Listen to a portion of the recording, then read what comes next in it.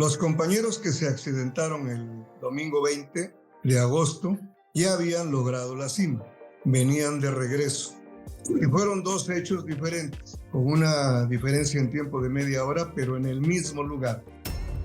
Y ocurre el accidente exactamente en la misma zona, porque al carecer de nieve, la roca está completamente congelada, la arena, la grava está completamente congelado, es hielo negro. Para el 2030 estarán completamente extinguidos los glaciares. Podemos llenarnos de alegría, de gusto y atraídos por el volcán cuando cae una nevada, pero la nevada es superficial. La nevada dura 2-3 días, inmediatamente el volcán se vuelve a quedar completamente erosionado. Ya quisiéramos, y hemos estado reclamando de muchos años atrás, que en el Pico de Orizaba, en nuestro Parque Nacional, ocurra algo semejante a como se da en el volcán La Malinche o en el Iztaccíhuatl, que hay controles de seguridad, que hay policía de montaña, que hay cuerpos de seguridad y de registro, que te tiene que pagar una cuota, indudablemente, pero hay un control de quién sube, quién tiene el equipo suficiente, quién tiene la experiencia, quién tiene la capacidad. Hemos llevado las evidencias de dónde están los talamontes, hemos llevado la evidencia de dónde están los aserraderos clandestinos, por dónde están bajando las maderas. Hemos pedido la intervención de la Guardia Nacional, del Ejército, y lamentablemente no vemos presencia alguna como ocurre, ya lo decíamos, en el Iztaccíhuatl, en la Malinche. Esto es Punto de Reunión. Hola, ¿qué tal? Muy buen día y gracias por escucharnos en un episodio más de Punto de Reunión, este podcast del Hub de Seguridad que, entre otras cosas, busca llevar un mensaje de seguridad, gestión del riesgo, prevención de accidentes y todo esto que en el torno a la palabra seguridad nos ocupa porque todos los días estamos expuestos. Y en esta ocasión vamos a platicar y tratar de analizar una situación particular para quienes gustan de este deporte del montañismo, estos aficionados que pues bueno, es un número creciente de personas que participan en estas actividades y que pues entre los picos y las cumbres que buscan conquistar está el famoso Pico de Orizaba aquí en Veracruz, y nosotros que estamos aquí cerquita, pues bueno, conocemos muy bien la evolución que ha tenido y lamentablemente por el cambio climático han sufrido ciertos cambios estas rutas. Ahorita vamos a hablar más a detalle y pues esto ha causado también que el número de accidentes incremente, y para eso está con nosotros el señor César Silva Reyes. Él es especialista con más de 60 años practicando el montañismo y el alpinismo, actualmente secretario general de la CROC en la región, y estamos muy agradecidos que nos acompañe en esta ocasión en esta entrevista. Muchas gracias, don César. A la orden, un placer poder compartir con ustedes esta charla. Gracias. Él actualmente vive en Orizaba, es originario de Río Blanco, Veracruz, estudió mecánica industrial en el Tecnológico Nacional de México, en el campus de Orizaba. Era parte de este equipo que estaba monitoreando el ascenso al Pico de Orizaba de los montañistas que lamentablemente fallecieron el pasado 20 de agosto. Este accidente se reporta alrededor de las 15:50 horas el pasado domingo 20, a una altura superior a los 5,000 metros sobre el nivel medio del mar, en la cara sur del volcán Citlaltépetl, o mejor conocido como Pico de Orizaba. En un momento entraremos más a detalle sobre qué fue lo que pasó, pero me gustaría iniciar preguntándole, don César, por favor, si se puede presentar con nosotros la experiencia que actualmente tiene y a qué se dedica, si es tan amable. Claro, con mucho gusto. Pues como bien lo apuntabas, yo tengo 68 años de edad. Tengo ya algunos años siendo representante sindical por parte de la CROC. He estado practicando el montañismo desde los 8 años de edad, actualmente con 60 años. Y yo provengo de una familia de montañistas que formaron grupos de este deporte en la fábrica de Río Blanco, precisamente la región de Orizaba y sus grandes fábricas, desde la llegada de las empresas textiles por los europeos, generó auge del montañismo allá en el siglo finales del 18, principios del 19-20. Y hoy actualmente la región de Orizaba es un semillero de muchos jóvenes y grupos de montañismo, lo que ha generado también que, bueno, pues a cada rato se esté acudiendo a las montañas y por ende se estén propiciando algunos accidentes. Correcto, sí, el Pico de Orizaba es un volcán activo todavía, es el más alto de México, se provee de agua por su gran tamaño y la condición natural que tiene, provee de agua a más de 2 millones de personas, que pues bueno, en lo que mencionaba está en riesgo porque el cambio climático ha provocado pues que la modificación en el entorno. A esto le sumamos la tala clandestina y pues la falta de atención de parte de quienes ahí vivimos, no solamente las autoridades, sino de todos los que de alguna manera estamos rodeados y que nos vemos beneficiados hoy o afectados, ¿no? Y que pues este último glaciar que existe en la zona del volcán del Pico de Orizaba, llamado el Jamapa, ha perdido prácticamente el 70% de su cobertura y advierten que posiblemente no sobreviva más de 10 años, ¿no? Este último glaciar, que es una de las partes blancas que podemos ver en el Pico de Orizaba. Su importancia pues es fundamental a este tema del agua. Se le agregan pues como decía, prácticamente la proveeduría de más de 2 millones de agua para más de 2 millones de veracruzanos, y que pues bueno, la influencia que ha tenido la tentación y el atractivo que presenta el Pico de Orizaba por sus características tan interesantes para hacer una cumbre, ha hecho que más y más viajeros vengan todos los años. Evidentemente pues se hacen en algunas veces con las condiciones adecuadas de seguridad, pero no en todos los casos. En ocasiones también se participa de una manera demasiado poco profesional y pues amateur hasta cierto punto, y pues bueno, ahí es en donde empieza a haber la posibilidad de riesgo. Pero particularmente pues me gustaría que platicáramos, don César, de la vivencia de lo que a usted le tocó participar este pasado 20 de agosto. 4 montañistas fallecen en momentos diferentes, en rutas y puntos diferentes. ¿Nos podría contar qué fue lo que ocurrió de manera breve en principio, para que hagamos un pequeño contexto, un resumen de qué fue lo que pasó, y ya nos iremos viendo poco a poco al detalle? Claro, mira, por principio de cuentas quiero comentarte que compartimos frontera en lo que es el cono volcánico con Puebla. Las Correcto. Dos rutas más importantes de acceso al Pico de Orizaba pues están en el lado poblano. Está el albergue de Piedra Grande, cerca de la comunidad de Tlachichuca, Puebla, que está pues más bajo, está cerca de los 4,200 metros de altura.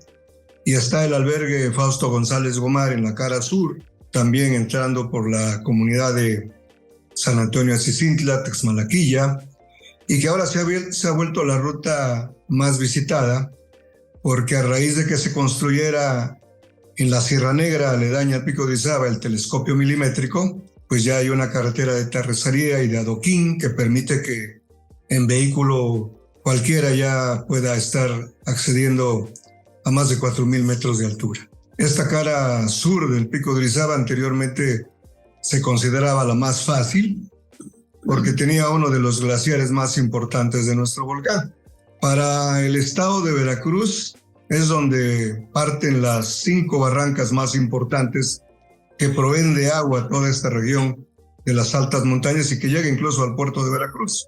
Está el río Chiquito, está el río de la Carbonera, el río Orizaba, el río Metlac y el río Jamapa. La parte más visitada ha sido siempre la cara sur, y que ahora se ha convertido en la más peligrosa porque al extinguirse ya los 14 glaciares que tenía nuestro volcán, pues como tú bien lo señalabas, el único que le queda algún recuerdo y vida, pues es al glaciar de la cara norte, el glaciar de Jamapa.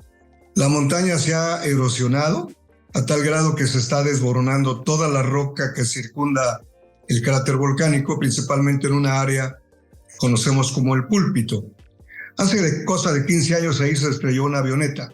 Todo el fuselaje de la avioneta está impactada, enterrada prácticamente sobre la roca, y la roca misma se está fracturando de manera constante por la exposición del frío y de los rayos del sol, de las fuertes ventiscas, de los rayos que ahí constantemente están cayendo. Los compañeros que se accidentaron el domingo 20 de agosto ya habían logrado la cima, venían de regreso, y fueron 2 hechos diferentes, con una diferencia en tiempo de media hora, pero en el mismo lugar. Al venir ya bajando, descendiendo sobre la ruta de la Vuelta de los Coches, que así la conocemos, en la roca del Púlpito, un compañero tropieza, cae prácticamente de frente y empieza a rodar. Se encuentra con unos chicos de Ciudad Cerdán que iban subiendo y lo quieren detener, y lamentablemente el mismo peso del compañero caído se lleva a otro chico de Ciudad Cerdán de 19 años, y los dos caen cerca del albergue de la cara sur, prácticamente a 4.800 metros de altura. Rodaron infinidad de metros, rebotando en saltos que van de 20 a 50 metros y que desafortunadamente mueren de manera automática politraumatizados. A la media hora de este suceso caen otros dos compañeros que iban encordados. Ellos sí iban amarrados, y ocurre el accidente exactamente en la misma zona, porque al carecer de nieve, la roca está completamente congelada, la arena, la grava está completamente congelado, es hielo negro. Los crampones cuesta mucho trabajo que se logren lograr. Si no hay la práctica y el conocimiento de la autodetención con pioledo, con el mismo cuerpo, pues inmediatamente la persona que ahí se rueda va rebotando y cayendo entre rocas en una pendiente de grados de inclinación en donde es completamente difícil que se pueda detener, porque alguien que no tenga la experiencia trate de detenerlos. Esto fue lo que ocurrió. Los 4 cuerpos cayeron exactamente en el mismo lugar. El grupo que estábamos haciendo montaña en ese momento, nosotros enfrente del Pico de Orizaba, en unas torres de microondas de la comunidad de Aquila, nos estábamos comunicando desde temprano por teléfono con los compañeros, festejando su ascenso. Algunos del grupo eran primera vez que subían, principalmente mujeres. Ya te imaginarás la angustia, el terror, el drama al ver rodar a sus compañeros.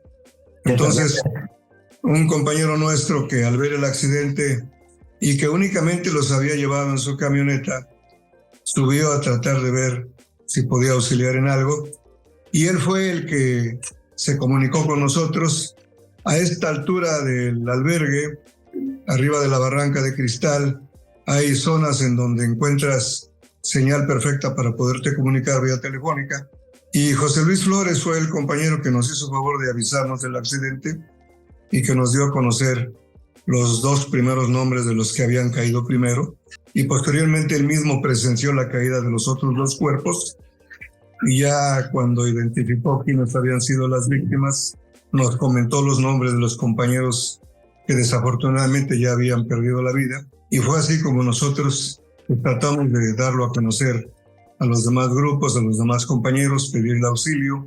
Ellos hicieron lo mismo a través del 911, llegaron inmediatamente posterior al accidente los de Protección Civil de la comunidad de San Antonio Atzicintla. Ellos mismos se encargaron de dar la voz de alarma y empezar a subir los demás grupos. Los cuerpos no los pudieron descender el mismo domingo, los bajaron hasta el día lunes 21 por la mañana, los trasladaron a la ciudad, a Ciudad Cerdán, porque ahí están las autoridades ministeriales. Fue muy difícil darle la noticia a las familias, y bueno, nosotros recibimos los cuerpos en la ciudad de Orizaba ya hasta el día lunes a las 10 de la noche, en una sala velatoria, y a los familiares los cadáveres se los pudieron entregar hasta cerca de las 2 de la mañana. Cabe resaltar que el chico que falleció de Ciudad Cerdán es de una comunidad cercana a Ciudad Cerdán, San Martín Ojo de Agua. Los propios pobladores de esta comunidad, al saber del accidente, ellos subieron inmediatamente a tratar de auxiliar al cuerpo, y ellos velaron el cuerpo de este joven ahí mismo en el albergue, y al otro día, ya una vez que las autoridades dieron fe, pues ahí mismo lo velaron. El cuerpo del compañero Hugo, de descendencia japonesa, los familiares decidieron trasladarlo a la Ciudad de México y después a la ciudad de Querétaro, porque ahí es donde radicaban. Él actualmente trabajaba en una fábrica de café aquí en Orizaba, pero toda su familia estaba en Querétaro, y nosotros únicamente recibimos 2 cuerpos, el de Carlos Altamirano, guardián del Cerro del Borrego, y el de José Inés Cepagua, un trabajador jubilado de Cibesa, que actualmente pertenecía al grupo de montañista clásicos de la montaña, que en su mayoría son trabajadores ya jubilados. Casualmente el día de hoy se lleva una cruz a misa para posteriormente colocarla en uno de los cerros de la región como homenaje a este montañista, independientemente de que siempre procuramos al año de fallecidos los compañeros, pues llevarles una cruz también de recuerdo ahí al lugar donde fallecieron.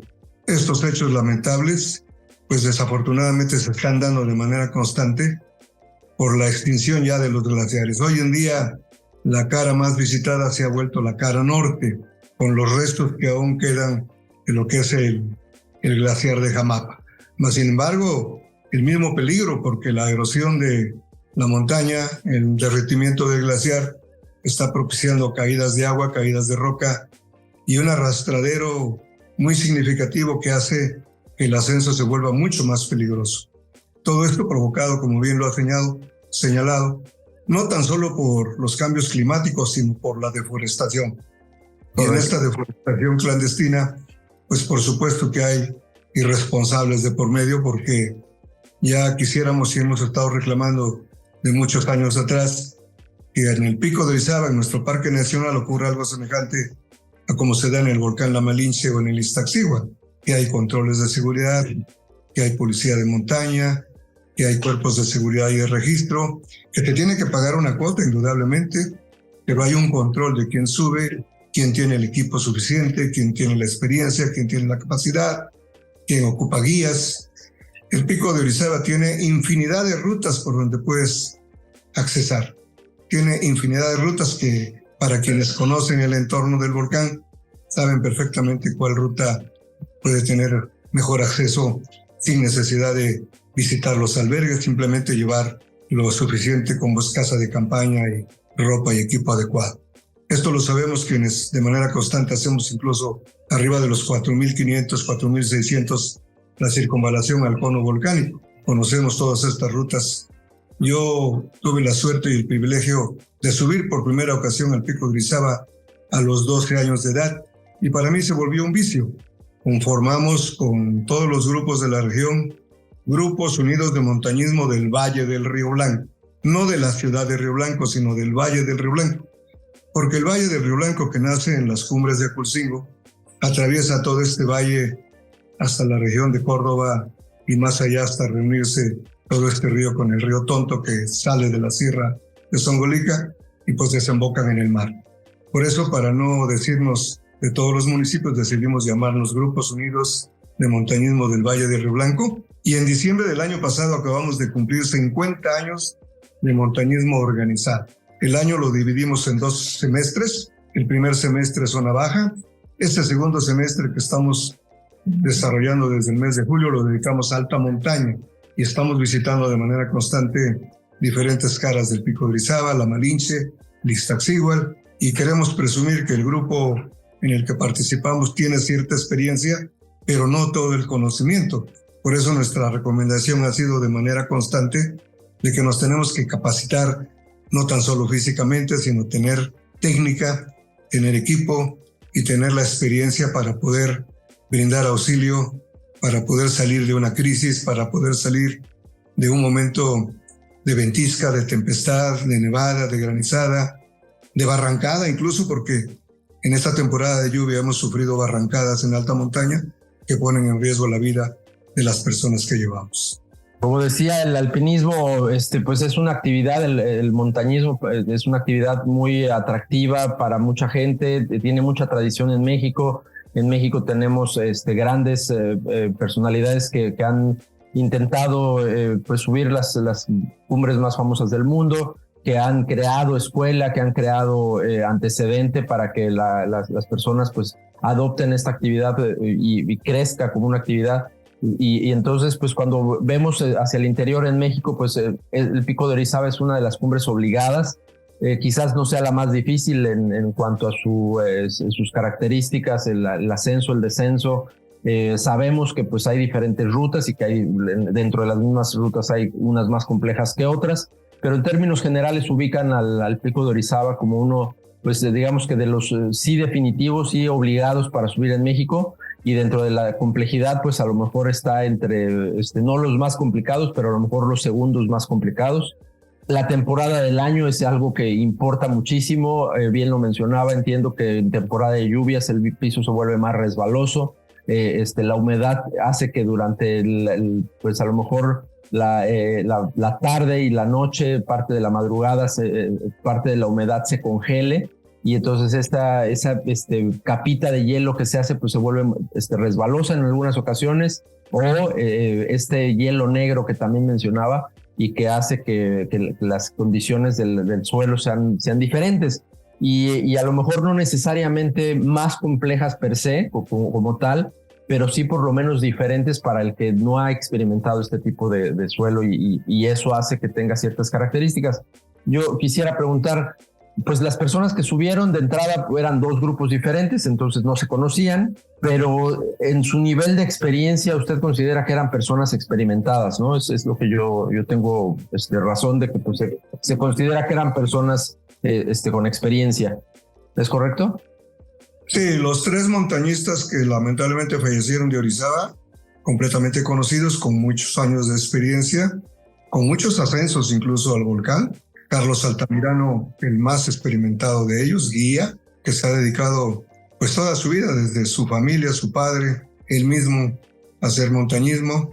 Carlos incluso acababa de estar en el Pico de Orizaba poniendo un anclaje de seguridad porque ya se había dado cuenta de la inmensidad del peligro que existía cuando no hay nieve.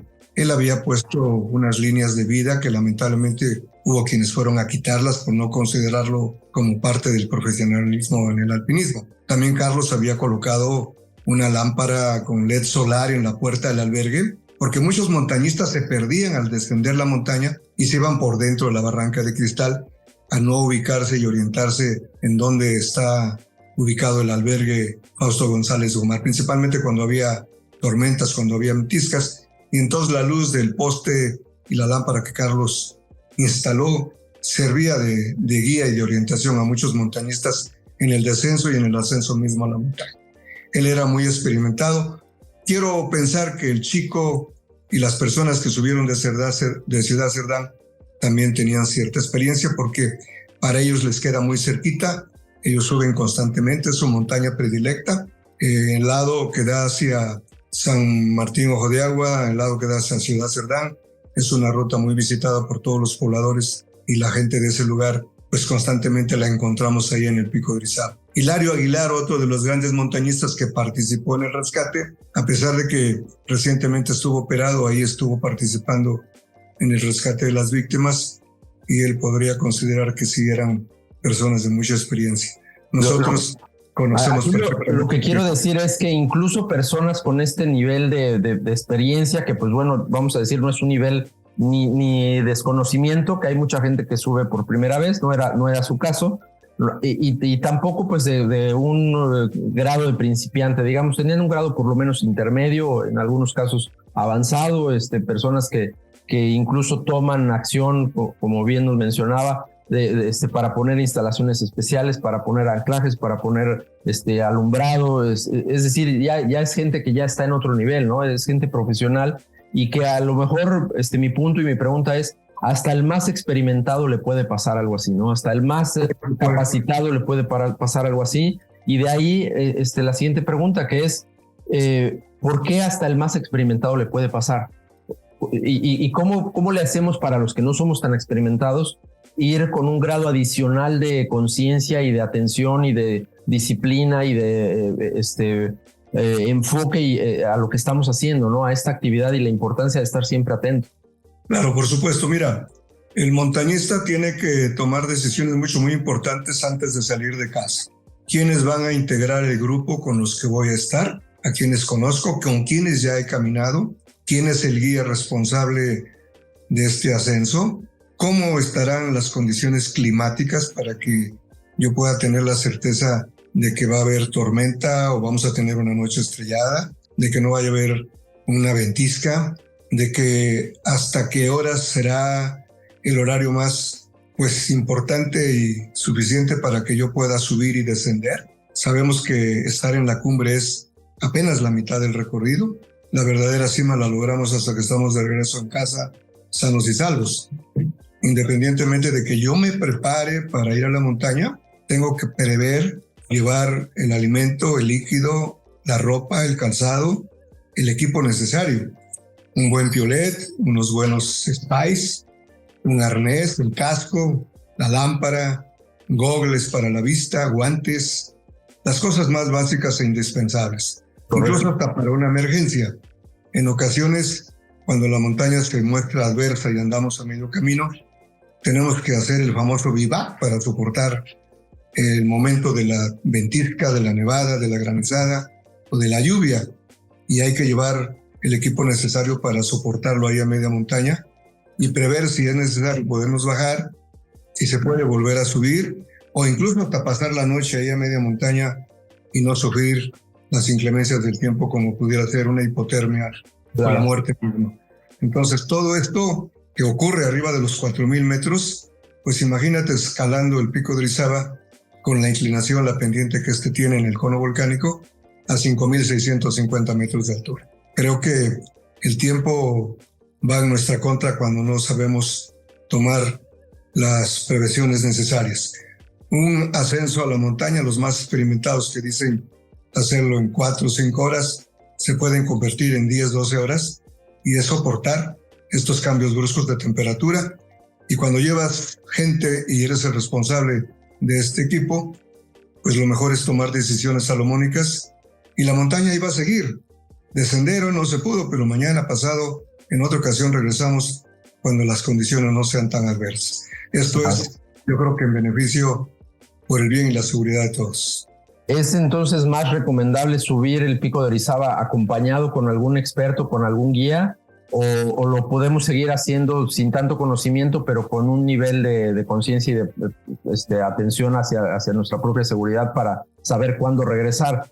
¿Qué tan recomendable es ir solo o definitivamente se tiene que ir acompañado con algún especialista? Hay quienes prefieren el montañismo en solitario, pero obviamente tienen toda la experiencia, conocen la ruta y no es primera vez que se aproximan y realizan estas hazañas. Cuando se es principiante, cuando no se tiene el conocimiento, cuando se desconoce la ruta, por supuesto que se tiene que ir con un guía. ¿Cuántas veces hay personas que se han perdido y por haberse perdido pierden la vida porque se quedan varados en medio de una barranca? Porque al descender la montaña pierden la orientación. Cuando hay ventisca, cuando hay nevada, cuando hay neblina, el montañista empieza a descender y se va por cualquier lugar en donde cree que está bajando de manera correcta porque perdió la orientación. Se va a meter a una barranca en donde no encuentra la salida, le agarra la noche, se duerme, le cae hipotermia en el cuerpo, muere congelado. Hay que subir a buscarlos para poder rescatarlos y lamentablemente muchos de ellos pues ya sin vida, no porque se hayan caído, sino porque se perdieron la vida por haberse quedado dormidos, por haberse quedado toda la noche ahí y mueren de hipotermia. Entonces por eso es preferible. Nosotros acostumbramos en algunas ocasiones, aunque mucha gente se opone, llevar banderolas para ir señalizando la ruta. Las banderolas nos permiten, banderolas rojas con un palo largo que las vamos enterrando en la nieve, y esto nos permite al descender, si hay ventisca, si hay neblina, pues ir reconociendo la ruta para descender. Particularmente ocurre en la cara norte, en un lugar que se denomina el laberinto, su nombre mismo lo dice. Al venir bajando, ya no encuentras cuál es la salida y te metes entre las barrancas, entre el roquerío, y luego te cuesta mucho más trabajo encontrar la ruta de descenso. Y muchas personas al bajar, pues caen a otro lugar diferente a donde está ubicado el albergue y les cuesta mucho trabajo poder ubicar la ruta y andan por ahí pidiendo el auxilio porque se extraviaron al descender. Platicamos aquí en Punto de Reunión, en este mismo podcast, el año pasado, en enero, con Tomás de Aquino. Él le decíamos el Santo Tomás de Aquino, especialista, montañista también, colega de ustedes. Y él, pues dentro de las recomendaciones que nos daba, pues era también tratar de hacerlo acompañado con un guía. Si es primera vez, pues definitivamente tratar de que sea con alguien que conozca las rutas. Y le hacía esta pregunta que le hago también a usted. ¿Hay algunas recomendaciones básicas para quien va a hacer este ascenso, para que pues se vaya prevenido, para que se vaya pues un poquito con los 2 o 3 tips básicos que usted nos pudiera compartir, que nos pudiera recomendar pues para aquellos que lo hacen por primera vez sobre todo, ¿qué les podríamos decir, qué les podríamos sugerir a estas personas? Bueno, principalmente que hagan altura, que empiecen a practicar la montaña en algunos lugares en donde se rebasen los 3.500, 4.000 metros de altura. La Sierra Negra, por ejemplo, es uno de los lugares que nos sirve mucho de entrenamiento porque tiene 4.600 metros de altura. Que empiecen a hacer caminatas de aproximación visitando primeramente los albergues, reconociendo las rutas de acceso, que hagan caminatas a los 5.000 metros, que se aclimaten. Si una persona no se aclimata, indudablemente que va a tener problemas porque va a sufrir mal de montaña, va a tener vómito, va a tener sueño, va a tener descompensación en su organismo. Arriba de los 4.000 metros de altura la oxigenación es más compleja y si no estás acostumbrado, por supuesto que vas a sufrir las consecuencias. Se requiere no tan solo llevar líquido suficiente, hoy en día ya es muy difícil encontrar agua en el Pico de Orizaba. Anteriormente sabíamos cuáles eran las rutas en donde había los veneros. Ahora, por la extinción de los glaciares, esos veneros ya se secaron. Ya es muy difícil encontrar agua, a menos que encuentres nieve y lleves estufetas para poderla derretir. Pero si no, es recomendable que se suba con líquidos, que se suba con alimentos básicos a los que el organismo esté acostumbrado, porque también si vas a ingerir alimentos no adecuados, no convenientes, pues a 4.000 metros de altura te vas a provocar vómito. Hoy en día, en ocasiones, los albergos se saturan tanto, no de montañistas, sino de turistas. Cuando un montañista llega a los albergues, los encuentra llenos de gente que fue únicamente a pasear. ¿Por qué? Porque cayó una nevada y quisieron ir a pisar la nieve. Entonces, muchas veces el montañista tiene que llevar casas de campaña, dormir en un lugar que hemos apropiado para eso, con círculos de roca que le llamamos los nidos, y esto nos permite incluso dormir apartados no tan solo del ruido, de la contaminación que se da dentro de los albergues, porque ahí se está guisando, se está platicando, se está escuchando música. El montañista que va a hacer altura no descansa, no duerme, no se siente concentrado en lo que va a hacer, y por eso muchas veces es preferible dormir fuera de los albergues. Yo es lo que practico, yo no duermo en los albergues.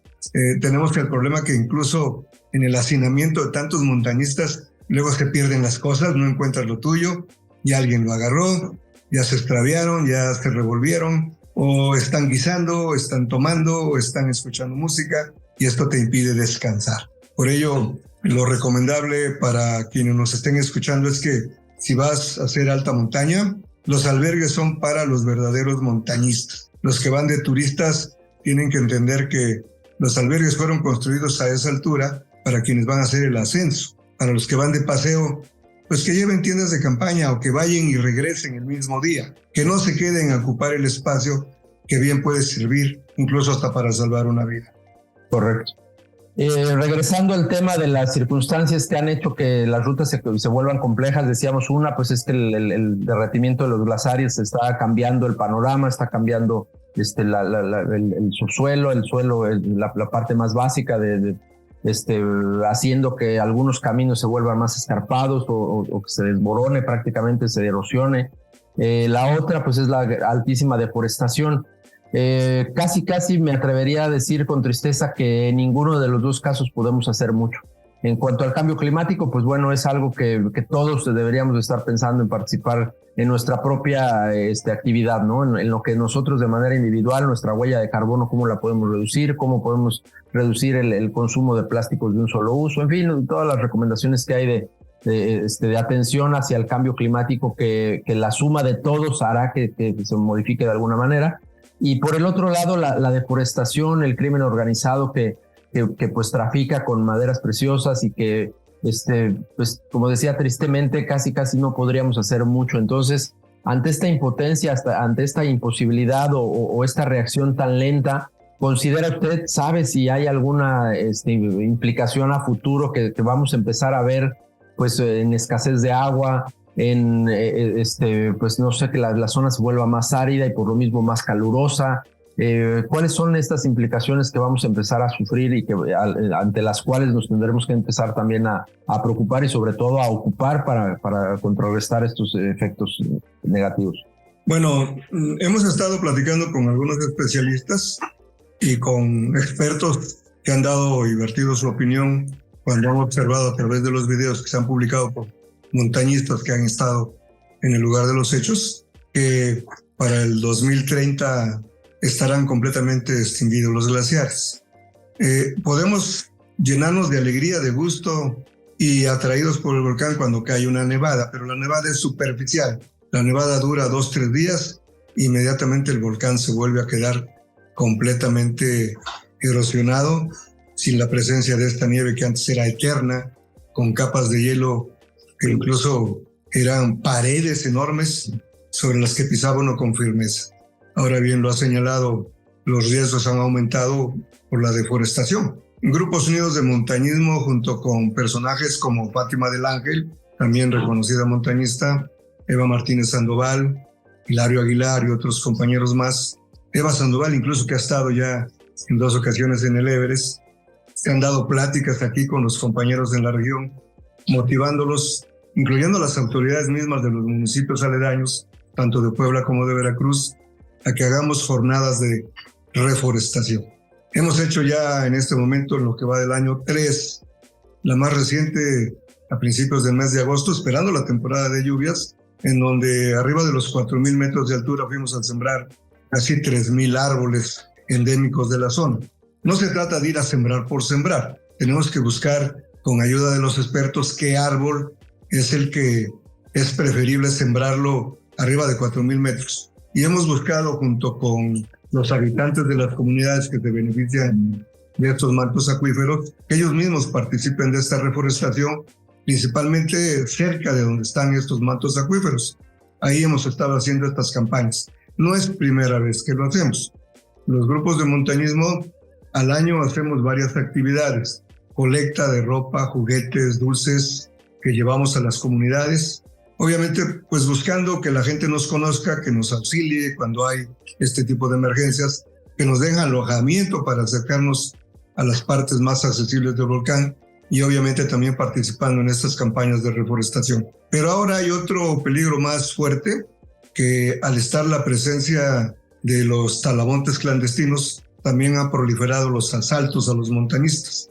En lo personal, a un servidor junto con un grupo de familiares y amistades que llevamos, nos asaltaron con armas largas, y a la gente le quitan los carros, las bicicletas, las pertenencias, los despojan de ropa, calzado, y la verdad, a pesar de que se han hecho las denuncias correspondientes, vemos poca intervención de las autoridades. Hemos llevado las evidencias de dónde están los talamontes, hemos llevado la evidencia de dónde están los aserraderos clandestinos, por dónde están bajando las maderas, hemos pedido la intervención de la Guardia Nacional, del Ejército, y lamentablemente no vemos presencia alguna, como ocurre, ya lo decíamos, en el Iztaccíhuatl, en la Malinche. Fuimos a la Malinche y observamos con agrado que hay policía a caballo, policía en cuatrimoto, policía con camionetas, que vigilan con drones, que hay retenes, hay registros. Hay que pagar una cuota de acceso, indudablemente, pero bueno, está justificado. En el Pico de Orizaba, en la cara sur y en la cara norte, han querido cobrar y nos hemos opuesto, no lo pagamos. ¿Por qué? Porque no hay ningún otro tipo de servicio. Nada más quieren poner personaje que esté cobrando el acceso los fines de semana. Los demás días cualquiera sube. Ahora, lo que es peor, a los de las autoridades correspondientes que tenían los controles de seguridad en el acceso en la cara norte, ya los desplazó la delincuencia. Y ahora es un grupo delincuencial el que está cobrando la cuota de acceso. La verdad es que es algo que le exigimos al gobierno federal, al gobierno de los estados, tanto de Puebla, de Veracruz y Veracruz, que tomen cartas en el asunto. Y a las comunidades aledañas de los municipios circunvecinos, tanto de Puebla y de Veracruz, pues que hagan lo mismo, ¿no? Porque si no, ¿de qué sirve sembrar árboles hoy que a la vuelta de los 20, 30 años ya los están derrumbando? Claro. Los árboles maderables se dan arriba de los 100 años de vida, no antes. Y los árboles que han estado derrumbando en el Pico de Orizaba son árboles que quizás tengan más de 500 años de estar existiendo en esta zona. Qué lamentable, qué terrible y qué tristeza que estemos rebasados por el crimen organizado, que no solamente se meten a áreas de lo que ellos comercializan y trafican y todo esto, sino que se van a todos los demás negocios y giros y intervenciones que puedan hacer y que hoy han llegado hasta este punto. Qué triste, qué lamentable. y pues ojalá que los gobiernos de las diferentes entidades no se peleen solamente el nombre por andarlo presumiendo, ¿no? De a quién le pertenece el Pico de Orizaba, que se preocupen por cuidarlo mejor, ¿no? Que hagan esfuerzo, hagan sinergia, hagan acciones en conjunto, porque es patrimonio de la humanidad, es patrimonio de los mexicanos, y entre todos nos toca cuidarlos. Yo estoy seguro que quienes aficionados con poca o mucha experiencia en estas actividades están preocupadísimos y seguramente muy atentos en campañas y en activismo social, llevando soluciones, pero no es suficiente. Es un trabajo en conjunto entre sociedad civil, empresas y gobiernos para que entre todos rescatemos estas áreas naturales. Don César, es una conversación muy interesante. Su experiencia nos ayuda mucho a entender el contexto y el panorama que se vive actualmente en el Pico de Orizaba y en alguna de las cumbres de la zona. Nos ayuda mucho los consejos que nos da. ¿Cuál sería su última recomendación, su consejo que le daría a todos los que nos escuchan? Aquí les llamamos guardavidas en este símil, en esta metáfora con los guardavidas de aquí de la costa en Veracruz.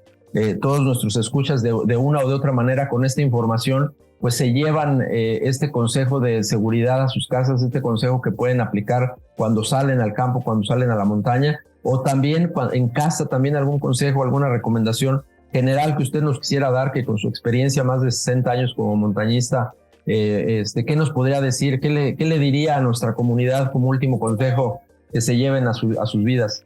Bien, mira, por principio yo quisiera hacer una reflexión que va dirigida a las autoridades.